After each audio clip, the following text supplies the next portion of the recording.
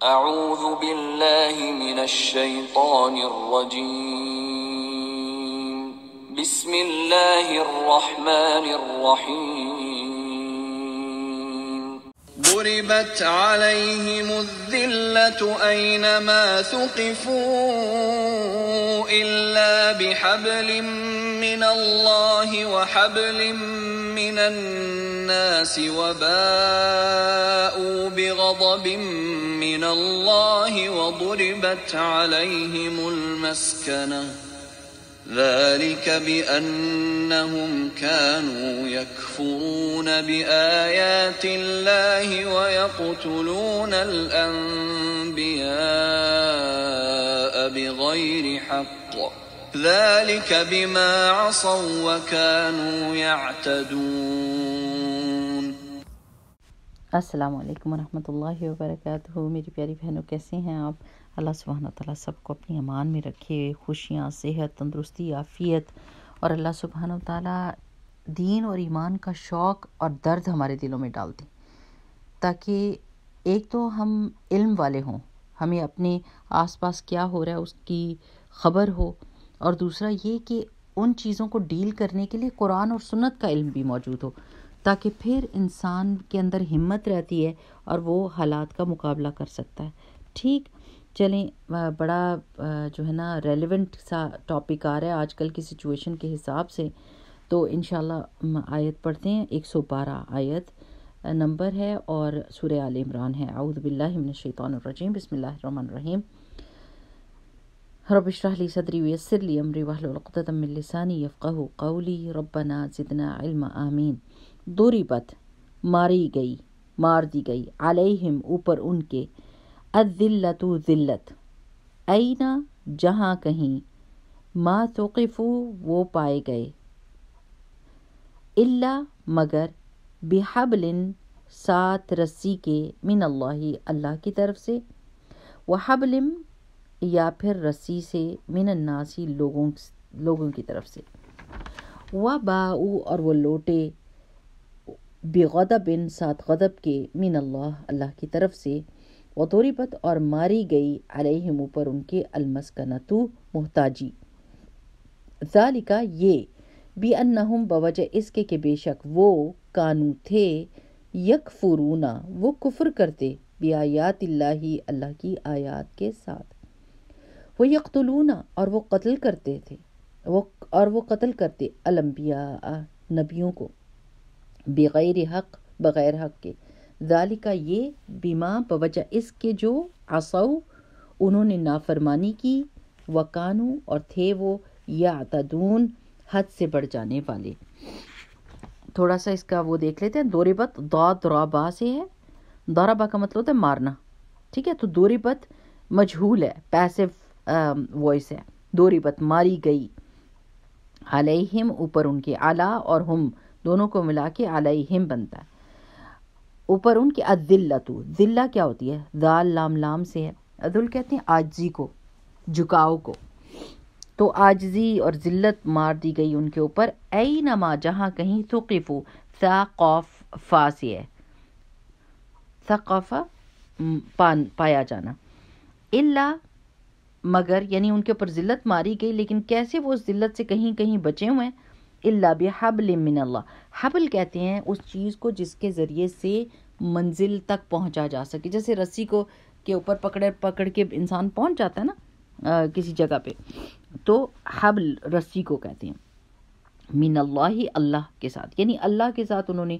اپنے تعلق کو مضبوط کر لیا، اللہ کی پناہ میں آ گئے، وحبل اور یا پھر دوسرا کیا طریقہ تھا جس کی وجہ سے وہ اس ذلت سے بچے، حبل من الناس رسی، اور رسی کے لوگوں سے، یعنی انہوں نے لوگوں کے ساتھ اپنے تعلق استوار کیے، لوگوں کے ساتھ تعلق کو مضبوط کیا، وباؤ اور وہ لوٹے، با واو حمزہ سے ہے، باؤ کا مطلب ہوتا ہے اچھی حالت سے بری حالت کی طرف پلٹنا، لوٹنا ہے تو معنی لوٹنے کا ہی، لیکن اچھی حالت سے بری حالت کی طرف لوٹنا، بغضب ساتھ غضب کے، غین ضاد با سے ہے، اور غضب کا مطلب ہوتا ہے وہ غصہ جس میں انتقام لیا جائے۔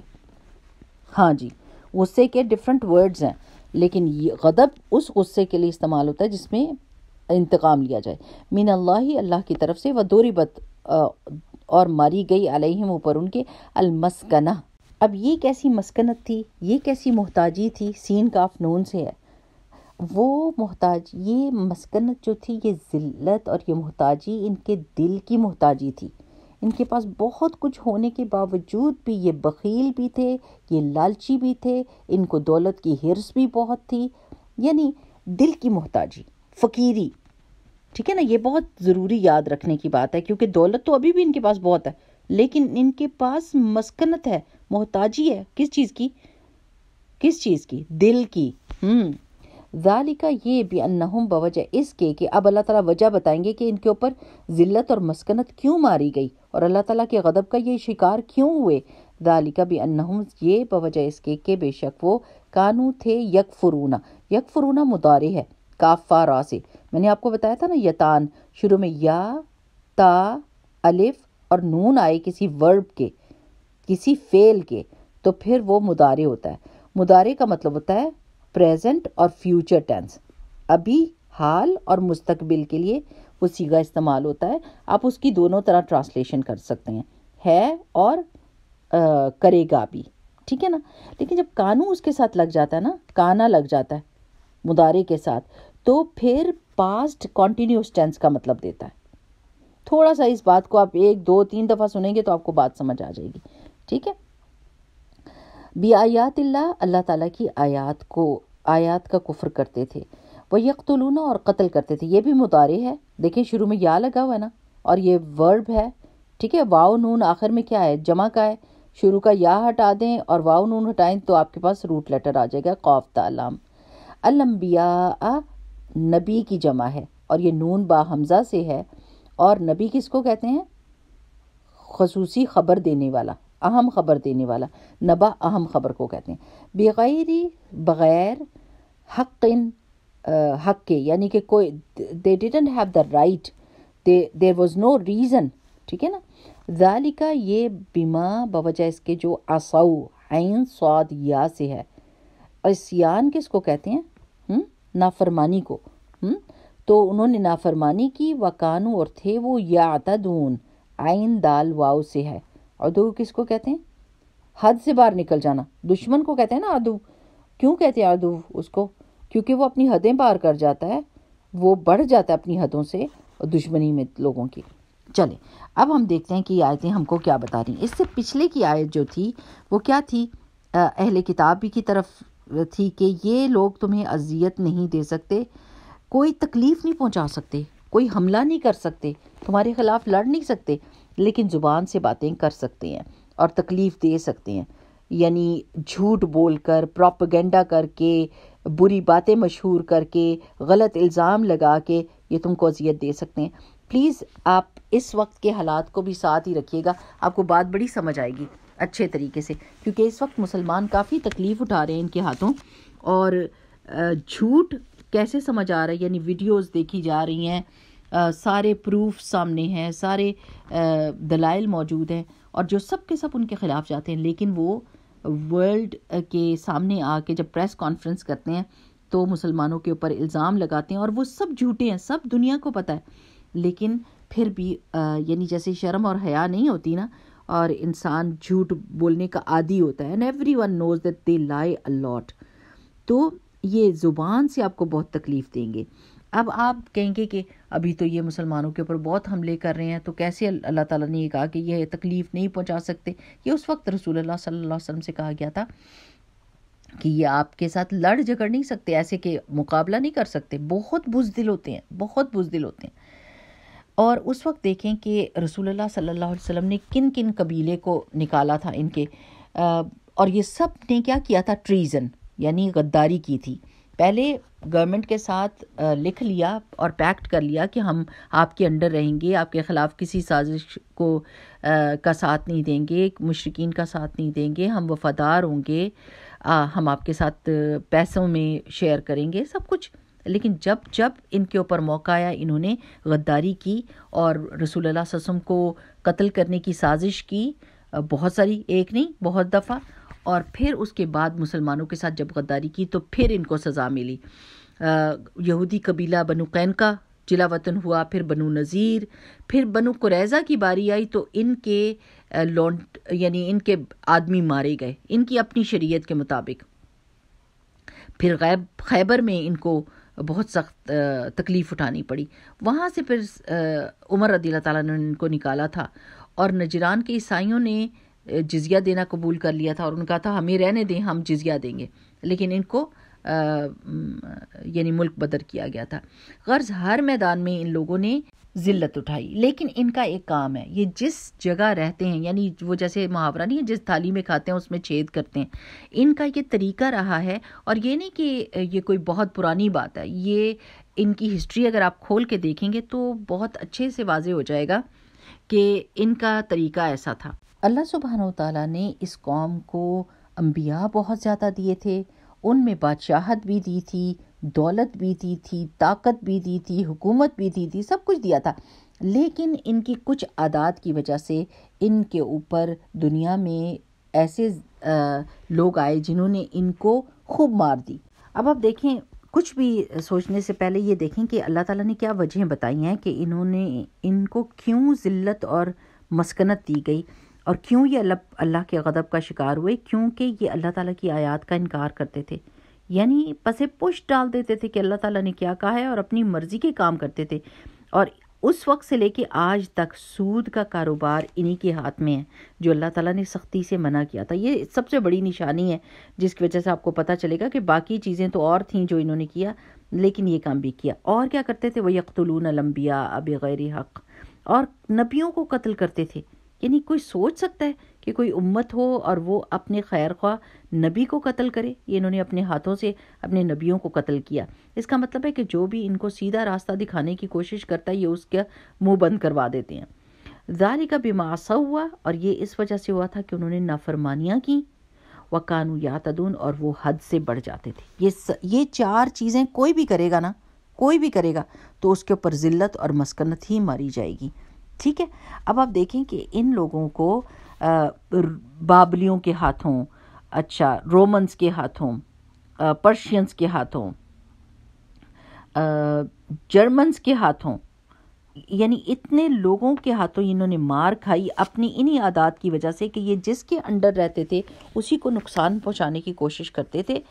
تو اب کیا ہوا کہ 1947 میں یہ اب آ کے اس صدی میں کہ 3 عیسائی حکومتوں برطانیہ، فرانس اور امریکہ کی مدد سے انہوں نے ایک خطہ جو ہے ان کو اپنے ملکوں میں نہیں رکھا، کیونکہ یہ ان کو پتہ ہے کہ یہ جس جگہ رہتے ہیں یہ ادھر خرابیاں پیدا کرتے ہیں. تو انہوں نے وہاں پر جا کر ان کو آباد کر دیا، اور وہ کیا تھا؟ فلسطینیوں کا ملک، ان کا اپنا ملک. ادھر لے جا کے ان کو آباد کر دیا. اور ادھر انہوں نے کیا کیا؟ وہاں کے رہنے والوں کو غلام بنا لیا اور خود آہستہ آہستہ قابض ہو گئے، اور اتنی ڈھٹائی کے ساتھ اور اتنی بے باکی کے ساتھ چوری کر کے لوگوں کی زمینیں اور ان کے سامنے ان کے درخت کاٹتے ہیں، ان کے گھروں کو بلڈوز کر دیتے ہیں، ان کے گھروں میں جا کے آباد ہو جاتے ہیں، اور ان کو 15-15 20-20 گھنٹے لائنوں میں کھڑا رکھتے ہیں. ان کے ملک میں ہی ان کو ریفیوجی قرار دے دیا گیا ہے. یعنی آپ سوچ لیں کہ جو انہوں نے فلسطین میں فلسطینیوں کے ساتھ کیا ہے، اسی طرح انہوں نے پاسٹ میں یعنی ماضی میں کیا تھا، جس کی وجہ سے ہر جگہ سے مار کھا کے یہ نکالے گئے تھے. تو اللہ سبحانہ وتعالیٰ کہتے ہیں کہ ان کے اوپر ذلت اور مسکنت ماری گئی. اب ان کے پاس ساری دنیا کی بھی دولت ہے نا، تو ان کے اوپر ذلت ماری گئی ہے، کیونکہ کوئی بھی بندہ ان کو پسند نہیں کرتا. کس وجہ سے؟ کیونکہ یہ دولت کو اور اپنے آپ کو بہت پسند کرتے ہیں، اور یہ کہتے ہیں کہ ہمارے علاوہ نان جو ہوتا ہے وہ کتے بلی کی طرح ہوتا ہے. اگر وہ مر جائے یا مارا جائے یا ہم اس کو مار دیں یا ہم اس کے ساتھ کوئی زیادتی کرتے ہیں تو اس سے کوئی پوچھ نہیں ہونے والی. ان کے عقیدہ آخرت کی خرابی اور ان کی ہٹ دھرمی اور ان کی اللہ تعالیٰ کی آیات کے انکار اور لوگوں پر ظلم کی وجہ سے کیا ہوا؟ ان کے اوپر ذلت اور مسکنت ماری گئی ہے. یہ دل کے غریب ہیں. ان کا دل نہیں چاہتا کہ کوئی دوسرا کوئی فائدہ اٹھا لے یا کوئی عزت والا ہو جائے. وہ ہر ایک کو کاٹنے کی کوشش کرتے ہیں اور صرف اپنے آپ کو بنانے کی فکر کرتے ہیں. تو کیا ہوا کہ ان پورے لوگوں کے دلوں میں، یعنی جو ان کے ایلائز بھی ہیں نا، جو ان کو اپنے ساتھ رکھتے ہیں، جو ان کو پروٹیکٹ کرتے ہیں، یعنی امریکہ یا کوئی بھی دوسرا ملک جیسے برطانیہ ہے، فرانس ہے، یہ یورپین ملک جو اب جنہوں نے ان کو آباد کر دیا، اپنے سر سے مصیبت ہٹائی اور فلسطینیوں کے ملک میں جا کے ان کو رکھ دیا۔ ابھی اتنا پیارا انہوں نے آرگیومنٹ کیا، انہوں نے کہا کہ آپ کے پاس 50 سے اوپر سٹیٹس ہیں امریکہ والوں، آپ ان کو کیوں نہیں اپنے پاس رکھتے تھے؟ ایک سٹیٹ ان کو دے دینا۔ آپ نے جو اٹھا کے ان کو فلسطینیوں کے سر پہ مسلط کر دیا ہے، تو آپ کہہ رہے ہو کہ فلسطینی اپنے ملک سے نکل جائیں، تو فلسطینی کیوں اپنے ملک سے نکلیں؟ آپ نے جو لوگ ادھر لے جا کے رکھے ہیں، آپ ان کو کیوں نہیں لے لیتے ہو اپنے ملکوں میں؟ فرانس کیوں نہیں لے لیتا؟ برطانیہ کیوں نہیں لے لیتا؟ ایک جگہ ان کے لیے مخصوص کر دے اور ان کو آباد کرتے۔ لیکن نہیں نا، وہ نہیں کریں گے، کیونکہ انہوں نے اپنے سر سے اس مصیبت کو اتارا ہے۔ یہ مصیبت ہی ہے جو اس وقت آپ کو نظر آ رہی ہے نا، کہ وہ کیا کیا کر رہے ہیں اور کیا کیا 75 سال سے کر رہے ہیں ان لوگوں کے اوپر بیٹھ کر۔ تو یہ تو روز کی زندگی کا معاملہ تھا، اللہ تعالیٰ نے اس کو اتنا آبویس کر دیا کہ یہ ہمارے سامنے، ہماری آنکھوں کے سامنے آیا ہے، اور ساری دنیا کو حقیقت پتہ چلی ہے کہ کسی کی زمینوں کو چوری کرنے والے ان کے سر پر بندوقیں لے کر کھڑے ہیں اور انہی کے گھروں کو اور انہی کے بچوں کو مار رہے ہیں اور برباد کر رہے ہیں۔ آپ کیا سوچتے ہیں کہ اللہ کا غضب کے علاوہ کوئی اللہ کی رحمت ان کے اوپر ہوگی؟ لیکن چونکہ انہوں نے اپنے دل میں یہ سوچ لیا، اور یہ اپنے بچوں کو یہی پڑھاتے ہیں کہ نان جیو کے جو ہوتا ہے، یعنی جیو کے علاوہ کوئی جو بھی بندہ ہے اس کا کوئی حقوق نہیں ہے، یہ سارے لوگ ہمیں سرو کرنے کے لیے پیدا ہوئے ہیں۔ تو اللہ تعالیٰ نے کہا کہ ان کے اوپر ذلت اور مسکنت ماری گئی ہے جہاں کہیں پر بھی ہوں گے۔ ابھی میرے ہسبینڈ بتا رہے تھے کہ جو ایئرپورٹ ہوتا ہے اس کے اوپر ایک پورا علیحدہ سیکشن ہے جس کے بیچ میں جو بھی ورکرز ہوتے ہیں، ان جب جیوز کی فلائٹ آتی ہے تو سب کے فونز جو ہے نا وہ ان سے لے لیے جاتے ہیں، ان کا ڈبل چیک اپ ہوتا ہے، وہ جاتے ہیں، یعنی ان کو چیک کیا جاتا ہے، پھر اندر لے کر جاتے ہیں، اور وہ پورا سیکشن علیحدہ ہے بیکاز آف دیئر فیئر۔ وہ ذلت اور مسکنت جو ہے نا، ان کو ڈر لگتا ہے لوگوں سے، کیونکہ یہ لوگوں کے ساتھ اتنی زیادتیاں کرتے ہیں، اتنی برائیاں کرتے ہیں، اور ان کو اپنے سارے اعمال کا پتہ ہے، اس کی وجہ سے یہ اپنی جان کے لیے ڈرتے ہیں کہ کوئی ہم کو نقصان نہ پہنچا دے۔ اب مجھے بتائیں کہ جس بندے نے سب کے ساتھ نیکیاں کی ہوں، اس کو کوئی ڈر ہی نہیں ہوتا۔ میں جہاں مرضی جاؤں دنیا میں، مجھے تو کوئی ڈر اور کوئی خوف نہیں ہے، کیونکہ میں نے کسی کے ساتھ کوئی خرابی کی ہی کوئی نہیں۔ جیسے حضرت عمر رضی اللہ تعالیٰ عنہ کو کوئی رومن بادشاہ نے اپنا ایلچی بھیجا تھا، اور وہ ادھر ادھر دیکھنے لگا، اس نے کہا کہ یہاں تو کوئی محل ہی نہیں ہے، تمہارا بادشاہ رہتا کدھر ہے؟ جس کی دھاک اتنی دور دور رومنز کے اوپر بیٹھی ہوئی ہے، وہ بادشاہ کدھر ہے؟ تو ایک صحابی نے کہا ادھر آؤ، میں تمہیں دکھاتا ہوں کہ کہاں ہے ہمارا بادشاہ۔ اور جب لے کر گئے تو مسجد نبوی کی دیوار کے ساتھ درخت کے نیچے لیٹے ہوئے تھے، اور اس نے دیکھ کے کہا یہ تمہارا بادشاہ ہے؟ یعنی ان کو کوئی ڈر ہی نہیں کہ میں یہاں درخت کے نیچے سو جاؤں گا کہ ابھی آ کے کوئی مجھے مار دے گا۔ کیوں مارے گا؟ جب کوئی زیادتی نہیں کی، کسی کا حق نہیں مارا، تو پھر ڈر کس بات کا؟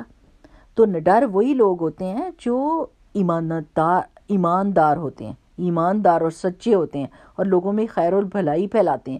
جو چور، ڈاکو اور ظلم اور زیادتی کرنے والا ہوتا ہے، وہ تو واقعی ڈرے گا، ہر جگہ پہ ڈرے گا، چاہے اس کی شکل پہ نظر آئے یا نہ آئے، وہ ہر جگہ پہ جاتے ہوئے ڈرے گا۔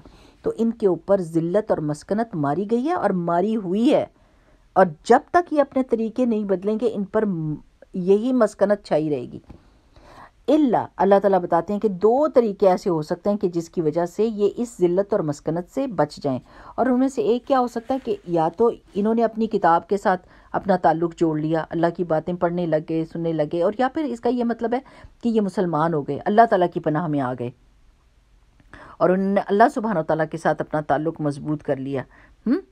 اور اس کی بات اگلی آیت میں آئے گی کہ بحبل من اللہ، کہ کون ایسے لوگ تھے جنہوں نے اللہ کی رسی کو پکڑ لیا اور اللہ کے ساتھ تعلق قائم کر لیا۔ تو یہ دونوں مطلب پائے جاتے ہیں کہ یا تو انہوں نے اپنی کتاب کے ساتھ تعلق جوڑ لیا اور اللہ کی باتیں دوبارہ سے ماننے لگ گئے جو اس میں لکھی تھی، اور یا پھر دوسرا مطلب یہ ہو سکتا ہے کہ یہ مسلمان ہو گئے اور اللہ تعالیٰ کی پناہ میں آ گئے۔ وَحَبْلٍ مِّنَ النَّاسِ، یا پھر انہوں نے لوگوں کے ساتھ تعلق مضبوط کر لیا، یعنی اپنے ایلائز بنا لیے، ان کو دولت دے کر، ان کو مراعات دے کر۔ اب آپ مجھے بتائیے کہ کیسے امریکہ کے ساتھ ان کے تعلق اتنے سٹرونگ ہیں کیسے یورپ کے ساتھ ان کے تعلق اتنے اسٹرانگ ہیں. یعنی ظاہر ان کے ساتھ بزنس کرتے ہیں, ان کے ساتھ ڈیل کرتے ہیں, ان کے اوپر پیسہ لگاتے ہیں, ان کو پروموٹ کرتے ہیں, ان کے ہیلپ کرتے ہوئیں گے کسی چیز سے, جس کی وجہ سے انہوں نے اپنا تعلق ان کے ساتھ مضبوط کیا. تو پھر انہی گورنمنٹس نے, امریکہ, برطانیہ, فرانس, جنہوں نے اپنی جان سے یہ مصیبت ہٹانی تھی, انہوں نے 1947 میں ان کی ایک اسٹیٹ بنا دی. جھوٹ, یعنی یہ خود بھی تو اتنے چور ہیں.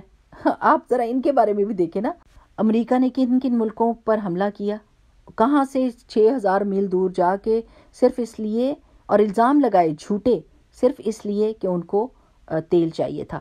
اور یہ چوری کا طریقہ ہوتا ہے نا, ایک چوری اور سینہ زوری. اور پھر آپ برطانیہ کو دیکھیں, کیسے برے صغیر پاک و ہند میں آئے تھے, بزنس کرنے کے لیے آئے تھے, لیکن ادھر ہی کے بادشاہ کو اٹھا کے رکھ دیا اور اس کے بیٹے کا سر اس کے تھال میں پیش کیا, اس کے ناشتے میں, اور کیسے حکومت کر لی. اور ان کے سارے ہیرے جواہرات, ان کی ملکہ جو پہن کر بیٹھتی ہے وہ ساری چوری کا مال ہے. ہمارے برے صغیر سے لے کر گئے ہوئے ہیں سارے ہیرے جواہرات, اور اسی کا تاج پہن کے بیٹھی ہوتی ہے. جسٹ امیجن کہ how dare they do that. How can they talk about justice when they have done so much injustice in this world? And how can they talk about honesty when they are all thieves? سارے کے سارے چور بیٹھے ہوئے ہیں. تو آج بھی اگر امریکہ کا ہاتھ اس کے سر سے اٹھتا ہے تو دیکھیں کہ کیا ہوتا ہے. فرانس کو دیکھیں, فرانس نے کتنی کالونیز بنائیں, کتنا ظلم کیا افریقنس کے اوپر, ان کے اوپر کتنا رول کیا, کتنے فائدے اٹھائے. یہ تو اب وہ آزاد ہوئے کچھ ملک. سو یہ سارے جو ملک ہیں نا, ان کا ایک ہی طریقہ ہے. اور پھر یہ یہود نے اگر کوئی طاقت پکڑی تو وہ کس وجہ سے پکڑی, کہ انہوں نے ان لوگوں کو اپنا ایلائز بنا لیا, اپنے دوست بنا لیا, اپنا حلیف بنا لیا. ٹھیک, اب ساری بات یہ ہے کہ ہمارے سیکھنے کی کیا بات ہے اس کے اندر, کہ ہم نے یہ 4 کام جو انہوں نے کیے تھے, اللہ تعالیٰ کی آیات کا کفر, یعنی اللہ تعالیٰ کی آیات کا انکار, اگر ہم کو پتہ چل جائے کہ سود حرام ہے, اس میں انوالو نہیں ہونا. پاکستان میں کتنے طریقے سے اب انہوں نے سود کو جو ہے نا دوسرے مطلب دے کے اور لوگوں میں ڈال دیے. آپ کو بیٹھے بٹھائے منافع ملے گا. کیسے منافع ملے گا؟ ہر دفعہ منافع ملے گا, ایک خاص منافع ملے گا, میرے پیسوں کے اوپر پیسہ ملے گا, تو یہ تو سود ہے. اگر فکس وہ کرتے ہیں کہ آپ کو, اگر وہ کہتے ہیں کہ نفع اور نقصان کے بنیاد پر آپ کریں, جب نقصان ہمیں ہوگا تو آپ کو بھی نقصان ہوگا, اور جب ہمیں نفع ہوگا تو آپ کو بھی نفع ہوگا, تو یہ تو صحیح بزنس ہے. لیکن جب وہ آپ کو کہہ دیتے ہیں کہ ہمیں 5 لاکھ دیں اور ہر مہینے بیٹھے بٹھائے آپ 10,000 20,000 کمائیں اور منافع, تو آپ یہ نہیں کہہ سکتے کہ یہ حلال ہے, یہ حرام ہے اور یہ سود ہے.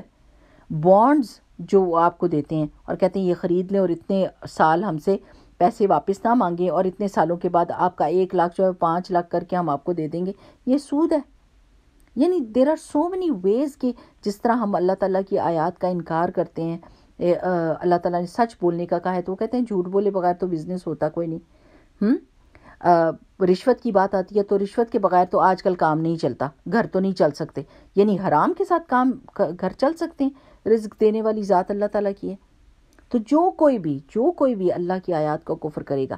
پھر یہ کہ انہوں نے تو انبیاء کو قتل کیا تھا, اور ہم کیا کرتے ہیں, جو بھی حق کی بات لے کر اٹھتا ہے, اچھی بات بتاتا ہے, دین اور ایمان کی بات بتاتا ہے, اس کو قتل کر دیا جاتا ہے, اس کو مار دیا جاتا ہے, اس کا منہ بند کروا دیا جاتا ہے. اور یہ کہ نافرمانیاں اللہ تعالیٰ کی, کھلا نافرمانیاں, بے پردہ عورتوں کا ادھر ادھر گھومنا پھرنا, کوئی سمجھتا ہی نہیں اس کو کہ یہ کوئی اللہ کی نافرمانی ہے. نماز کا نہ پڑھنا, اس کو کوئی سمجھتا ہی نہیں کہ یہ اللہ تعالیٰ کی نافرمانی ہے. وَكَانُوا يَعْتَدُونَ, وہ اللہ تعالیٰ کی حدوں سے باہر نکلتے تھے, تو ہم نے کون سی کمی کر دی؟ حدوں سے نکلنے کی ہم نے کون سی کمی کر دی؟ یعنی دین ایمان تو اب جوک بن کے رہ گیا, لوگ ہنستے ہیں اس بات پر. اور اگر کوئی تھوڑا سا بھی دین ایمان کی بات کرتا ہے تو کہتے ہیں تم بہت ریلیجس ہو, تم تو بہت مذہبی ہو گئے ہو. چاہے وہ نمازیں نہ بھی پڑھتا ہو اور کوئی دین کی بات کرتا ہو تو ہم کہتے ہیں تم تو بڑا ہی لگتا ہے ایکسٹریمسٹ ہو گئے ہو. یعنی بیسک بات کرنا بھی لوگوں کی نظر میں اتنی بڑی چیز ہو گئی ہے, حالانکہ کوئی کچھ بھی نہیں کر رہا. تو اللہ تعالیٰ کے ساتھ اپنی رسی کو مضبوط کر لیں. اللہ تعالیٰ کی رسی کیا ہے؟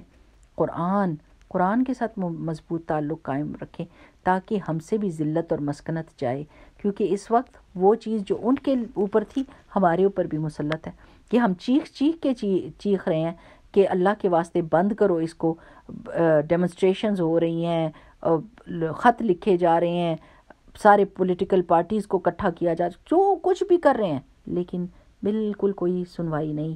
اور ہمارے بہن بھائی اور ہمارے بچے فلسطین میں ایسے تہہ تیغ ہو رہے ہیں کہ ہمارا دل کٹ کے رہ جائے، دل کٹ کے رہ جائے، ایک ایک منٹ ہمیں ان کی یاد آتی ہے اور ہمیں اپنی بے بسی نظر آتی ہے۔ لیکن اس کا حل کیا ہے؟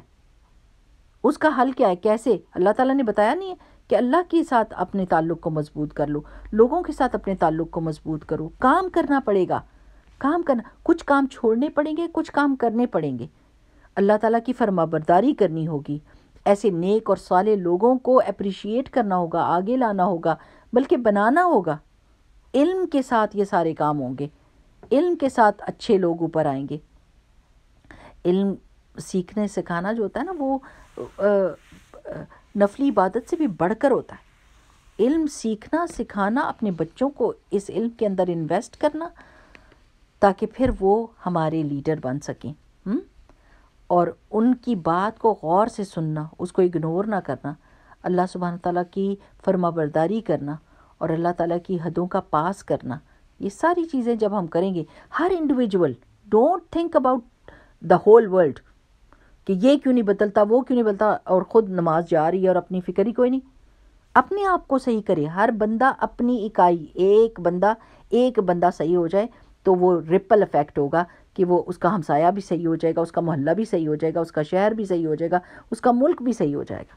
لیکن جب مائیں چھوٹی چھوٹی باتوں پر اور بڑی بڑی باتوں پر جھوٹ بول رہی ہیں، اور باپ چیٹنگ کر رہے ہیں اور رشوت کھا رہے ہیں، اللہ تعالیٰ کی نافرمانی کھلم کھلا ہو رہی ہے، اور نوکروں کے اوپر ظلم ایسے کرتے ہیں جیسے کوئی اسرائیلی فلسطینی پہ ظلم کر رہا ہوتا ہے، تو پھر کیا ایکسپیکٹ کرتے ہیں ہم؟ اللہ تعالیٰ سے کیا ایکسپیکٹ کرتے ہیں؟ اللہ تعالیٰ سے رحم ایکسپیکٹ کرتے ہیں، رزق ایکسپیکٹ کرتے ہیں؟ تو اپنے آپ کو جب ہم درست کریں گے تو انشاءاللہ ہمارا روب اسی طرح واپس آ جائے گا جیسے صحابہ اور ان کے بعد آنے والوں سچے مسلمانوں کا تھا۔ لیکن وہ روب واپس نہیں آئے گا، اور ذلت اور مسکنت خدا نخواستہ پڑی رہے گی جب تک کہ ایک مسلمان اپنی حالت بدلنے کی کوشش نہیں کرتا۔ ہر آپ میں سے ہر ایک، اور میں اپنے آپ کو دیکھوں اور دعا بھی کروں اور اپنی عبادت کو مضبوط کروں اور لوگوں کے ساتھ بھلائی کا طریقہ اختیار کروں، انشاءاللہ باذن اللہ اللہ سبحانہ و تعالیٰ ضرور ہماری مدد کرے گا۔ اللہم اعز الاسلام والمسلمین، اللہ تعالیٰ اسلام اور مسلمانوں کو عزت دے۔ اللہم انصر الاسلام والمسلمین، اللہ تعالیٰ مسلمانوں کی مدد کر۔ آمین آمین آمین۔ بارک اللہ فیکم، سبحانک اللہم و بحمدک، نشہد ان لا الہ الا انت، نستغفرک و نتوب الیک۔